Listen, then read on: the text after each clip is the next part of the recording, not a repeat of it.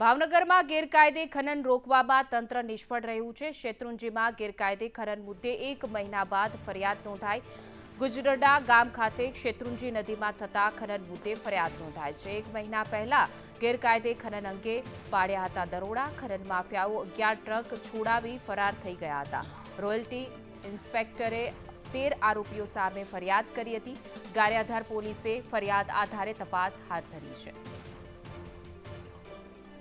તો 1 માસ પહેલા ગુજરડા ગામ ખાતે શેત્રુંજી નદીમાં થતા ગેરકાયદેસર ખનન કૌભાંડને લઈને પોલીસે ફરિયાદ નોંધી છે। 1 માસ બાદ આ પ્રકારની ફરિયાદ નોંધવામાં આવી છે। ખાણ ખનીજ વિભાગના રોયલ્ટી ઇન્સ્પેક્ટરે નોંધાવી છે પોલીસ ફરિયાદ। ખનન માફિયાઓ રેડ સમયે પોલીસે આ પ્રકારના ટ્રક અને એક જેસીબી મશીન સહિતના જે હતા એ જપ્ત કર્યા હતા વાહનો।